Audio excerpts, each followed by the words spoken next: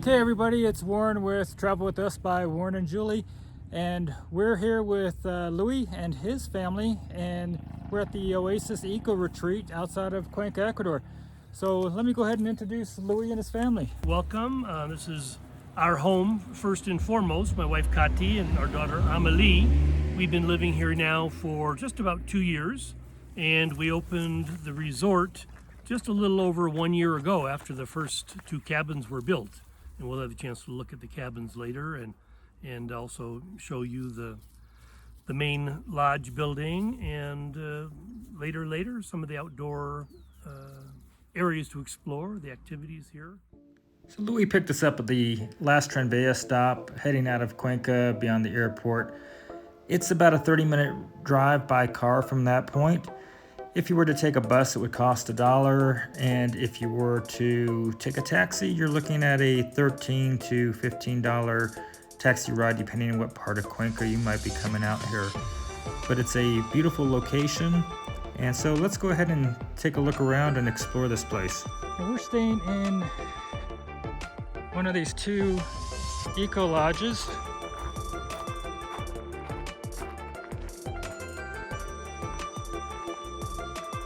Look at that view. Go sit out here tonight.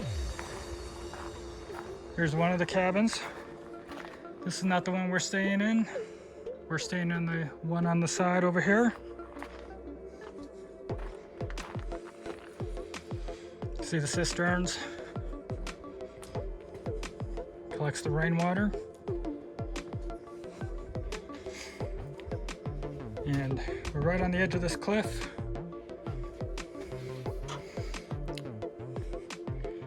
And here's our cabin. We got Arya, Julie sitting out there checking out the view.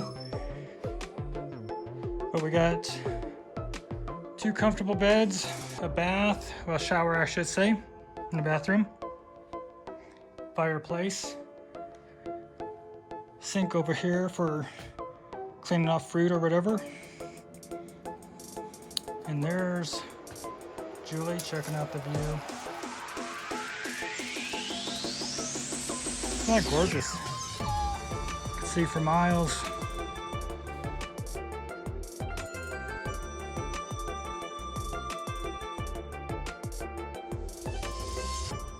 Thank you for having us here as your guests for this evening and checking this place out. It really looks nice.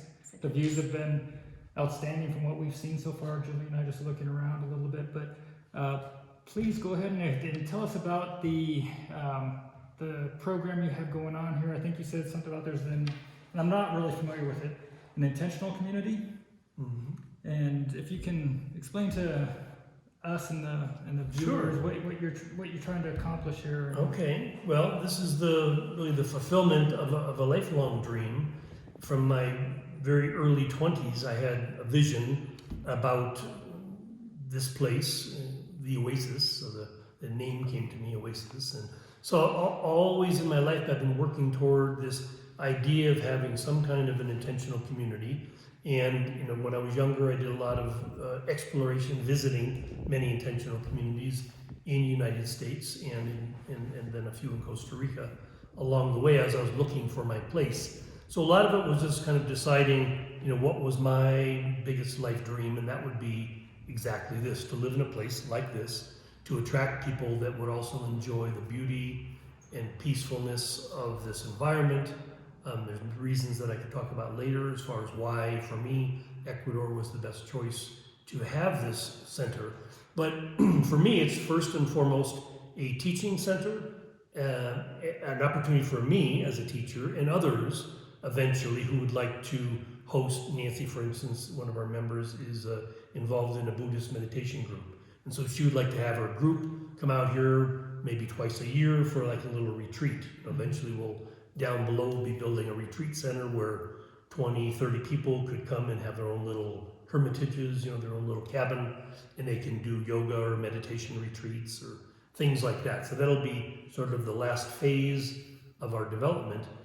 The first phase is just getting the main building, a couple of cabins, because we need, most any intentional community needs to have some kind of some commerce, to generate income for the community. Some communities maybe just run by having a bunch of rich people invest money. We're trying to go a different way and say, we're asking individuals who want to be members to make a contribution, but not something that for most people is impossible. We're asking $5,000 to become a member of the community, and then people can choose to either rent a space that's already built, or as we build them, or build their own space and live in that space. Some of the members here would choose to be part-time residents, and some others, like myself and my family, and Susan, who just joined recently, she'll be living here full-time.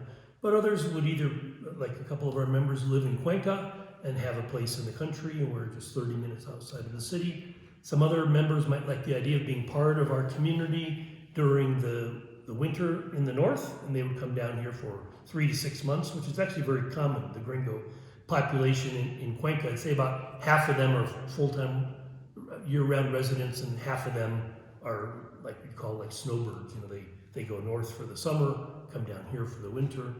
And so, again, working with the existing population of North Americans, we want to accommodate them in the best way we can.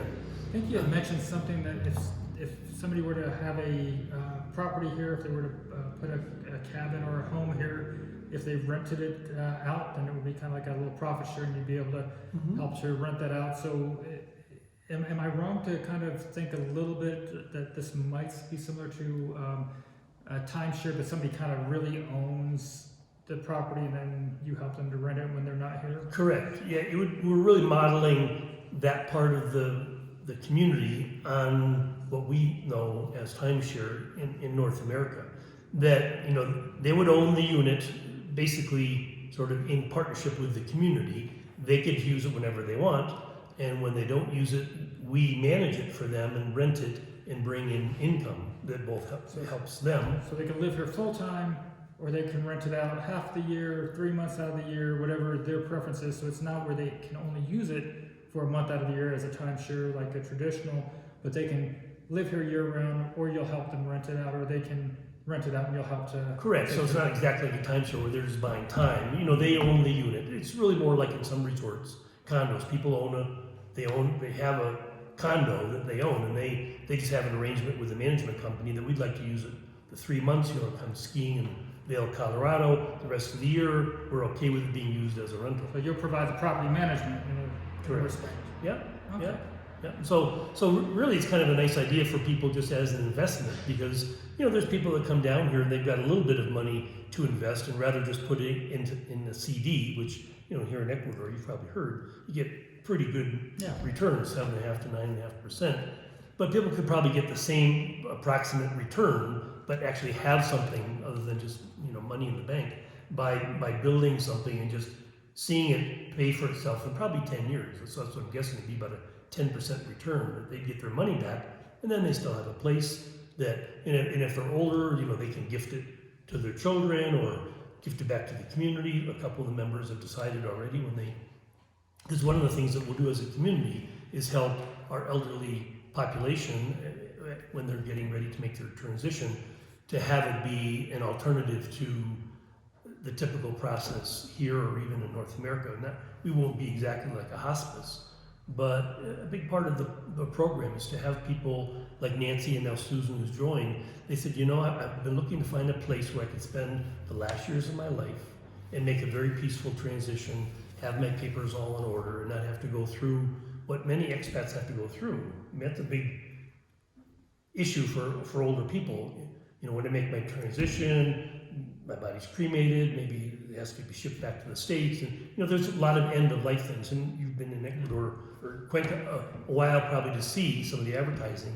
There's several people that really work to facilitate this end-of-life process for the expats that live here.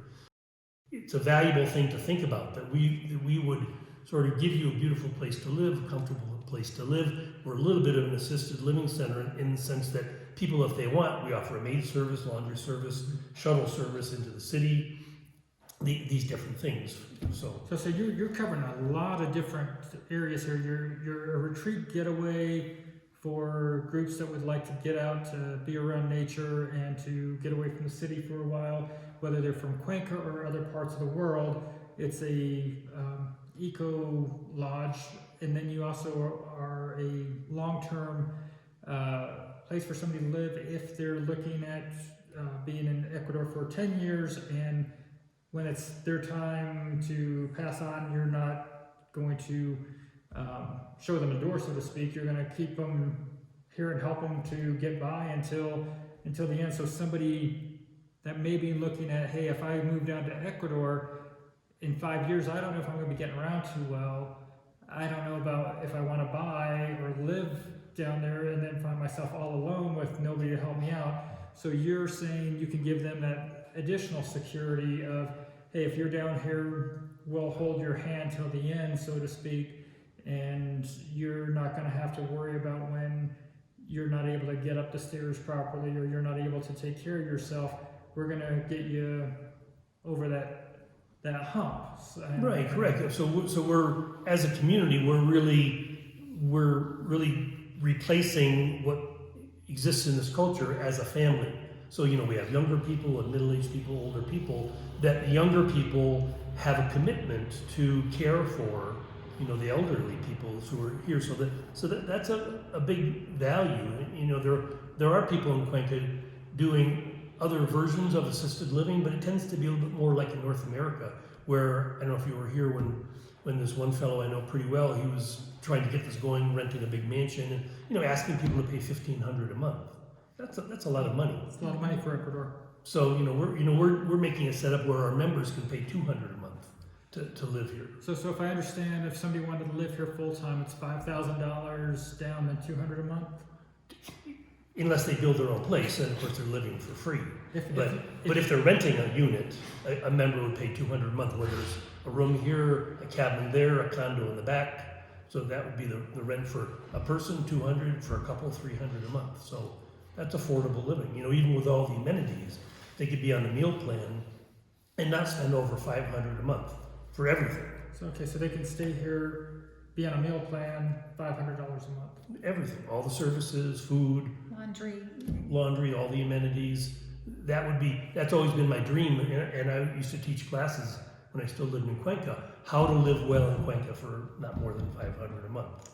Per person, I would say $800 a month for a couple. So it's very doable if you're okay with living like the Ecuadorians, which is basically, again, here, this is pretty much of an Ecuadorian kind of environment. It's a little chilly in the morning. These houses here, the typical Ecuadorian houses, don't have any heating systems or any air conditioning. So again, if you're comfortable living kind of the way they live, this is a mountainous area, so it never gets really hot. We don't have a lot of humidity. So I think the climate, at least for North Americans, is quite pleasant. If they're from the northern part, and certainly the Canadians, all feel that and part of the reason for me choosing this as a North American, coming from, growing up in New England, but then living in Minnesota 25 years, is for me, the temperature here is lovely. It's always between like 50 and 65, that kind of thing. So that's chilly for some people. If you came from Florida, you might feel a little chilly here, but most of the people that come from hotter climates tend to gravitate to the coast because that's comfortable for them. Yeah. No, it's definitely an interesting concept, but to be clear, you're not focusing only to the elderly or to those that are up in years. You're looking at those that may be in their 40s, 50s, 60s if they wanted to buy a place or build a place. There's a really nice looking cabin that looks like it's a fresh construction out there.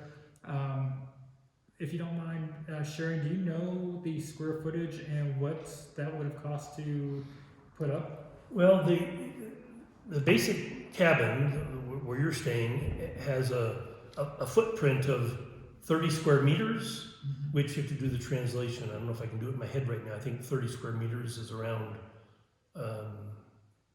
I'd have to look it up, maybe put that in later in square feet. But so Marilyn's cabin is the same footprint, 30 square meters, but it has a loft and then it has the lower floor. So I would say hers has about double the space as the other cabins, and for only $5,000 more. The cabin you're staying in, these cost just about $18,000 to construct. Hers cost $23,000. And so, So you're looking at 28,000, 5,000 to the community, and then 23,000 to build it would build a home similar to that larger construction out there. And then they could buy the meal plan if they wanted to on top right, of that? it's an optional thing. Maryland, some members might decide because of their diet, they'd rather prepare their own food. And so, we're again just in the early stages of growing as a community. So we were just sitting down, 4 of us this morning, and as the other 2 arrive, we'll sit down together by January 1 and say, okay, how do we want to do this as a team? So, Sure. and so, it used to be that I cooked for Nancy during the lockdown. She was here the whole time, and I cooked her breakfast and the main meal we have is at lunchtime, and so I cooked 2 meals a day for her, 7 days a week. That's what she prefers. She doesn't want to cook. Now, other people, Marilyn, for example, the one that's a cabin, she would rather prepare her own meals, just because she has all kinds of particular little things. She just wants to use, like coconut oil or whatever. Just how that is. If you have specific things you really want. So we're trying to make it flexible where people can say, or I would say to them, okay, here in this current evolution, this would be the weekly menu. You can decide if just one day, I love your eggplant parmesan, I'll have that, but the other meals I'll do myself. So we're just asking people now just to figure that out and just pay $5 per meal, the main meal, and take care of their own breakfast. So it'll be like that. Eventually, as there's more members, there'll be more than just myself doing all the cooking. So things will evolve where we can say, listen, we have some different options. We might have a local woman in here helping to cook, and maybe we'll do a typical almuerzo as an option. Another option might be, my chicken piccata, because some people really like my French Italian cooking.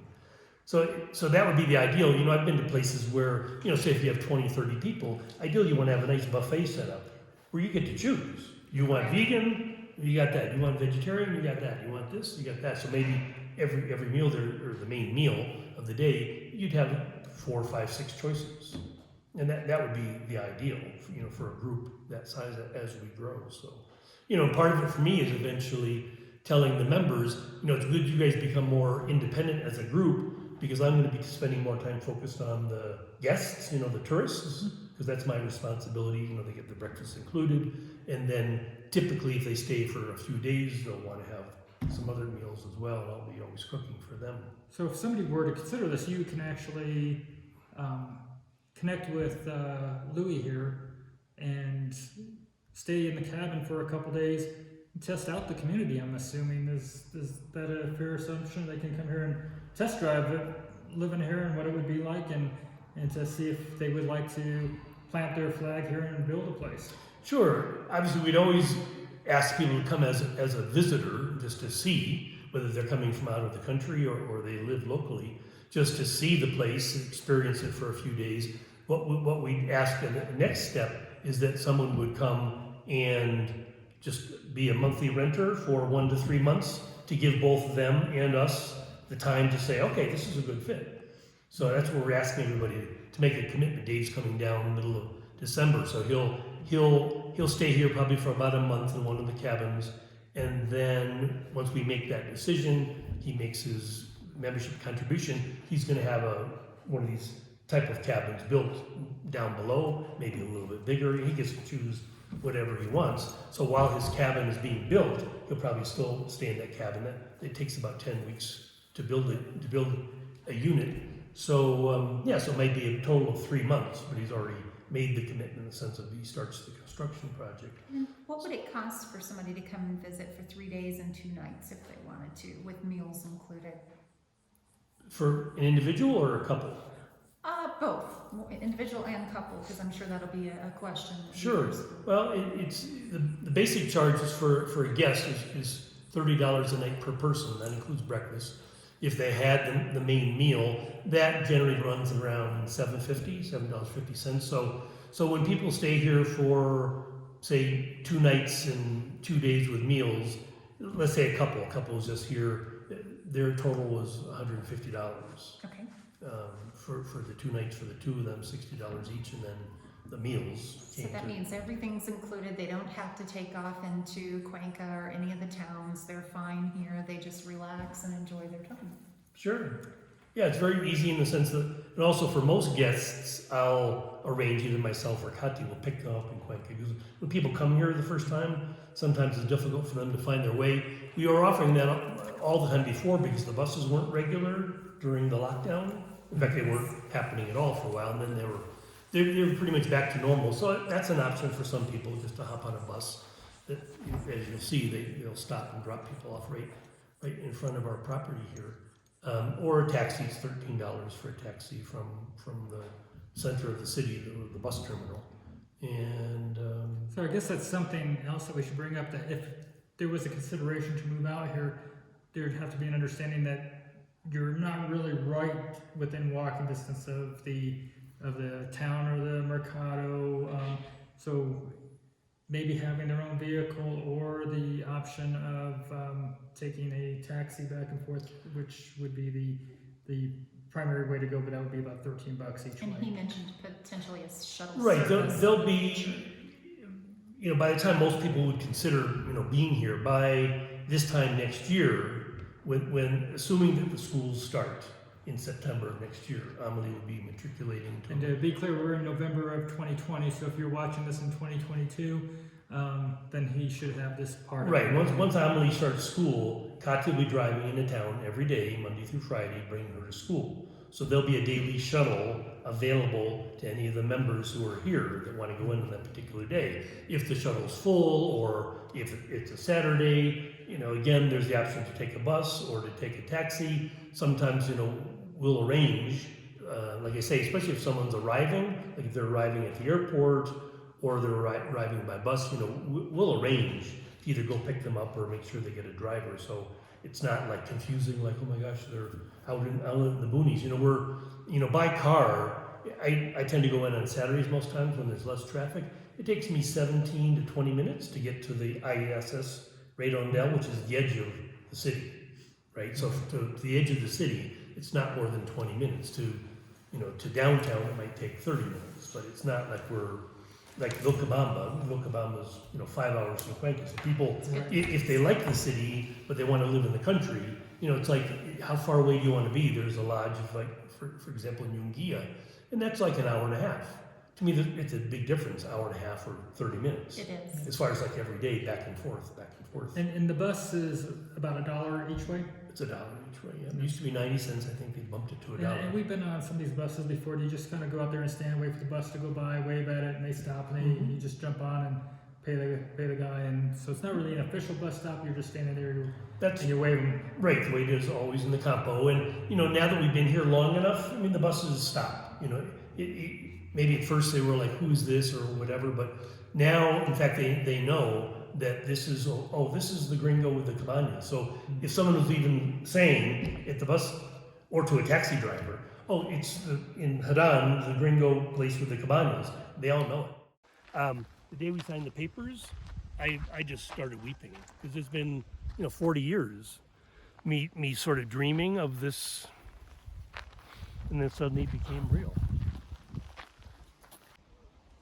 The sound, that's my favorite sound in the world, is the wind whistling through pine, especially like white long needle pine. It's an amazing sound. Always have loved that. So It's just a really beautiful property down there. We've enjoyed letting Arya run around in the grass, it's not sweet, but and it's just well worth the visit. I don't know if you guys can, hopefully I'm capturing how pretty this property is.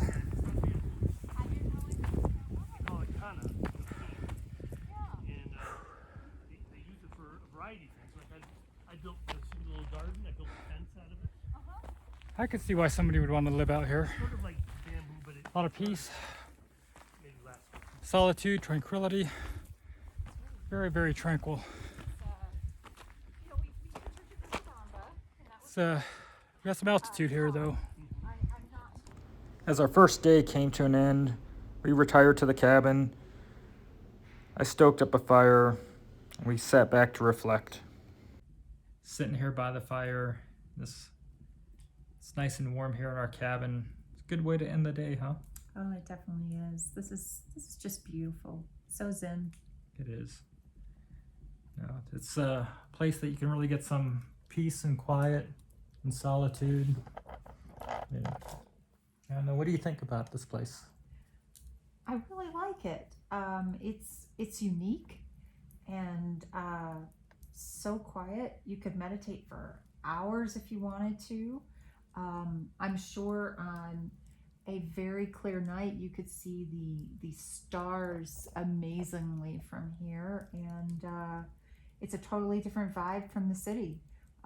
This is night and day difference. She's rambling. I wanted her to just say it's pretty or beautiful out here, and she's not taking my bait. So how about you just say it's beautiful out here? It's gorgeous. Not as gorgeous as you. Give me a kiss. Okay. Good night, guys. We'll see you in the morning. Well, it's morning, folks. We made it through a peaceful night, and our fire embers are going out, and we're gonna get ready to go over to the big house and make some breakfast and go hang out by the river a little bit today. But how'd you sleep, hon? Slept very well. It's very quiet, and it stayed very nice and toasty in here, so it was a lovely evening.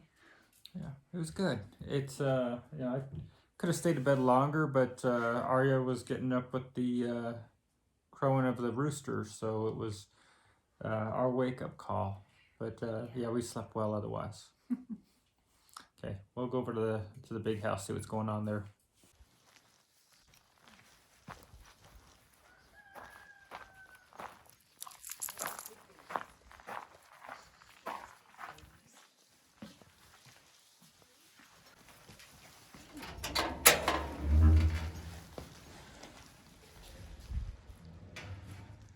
Oh, look at that. Nice fire's already going.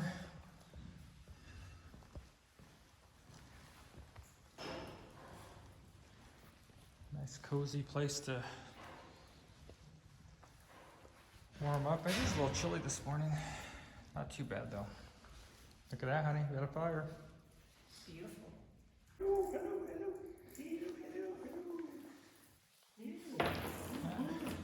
Yeah, you happy girl this morning? Oh yeah. Oh yes. Oh yes. I'm always happy. I'm a happy girl. We're taking our last stroll through this area before we head back to the city, and it's just beautiful. It's just really so tranquil and total zen place. I really have enjoyed the time I've spent here, and it is so different from the city. The pups are enjoying their time, I tell you, romping through the fields. Absolutely. Speaking of which, where's Arya? Arya!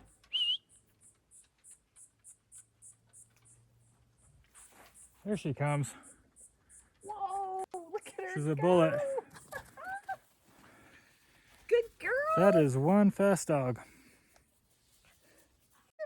We hope you found this video about the Oasis Eco Resort and the intentional community here in Cuenca, Ecuador, enlightening. And if you have any questions, please look for Louie's contact information in the video description. If you have not already, please give this video a like. Please subscribe to our channel as we explore the world and look at what it's like to live in different places and explore the cost of living, as well as do the tourist types of things as well. And until next time, have a great day, everybody.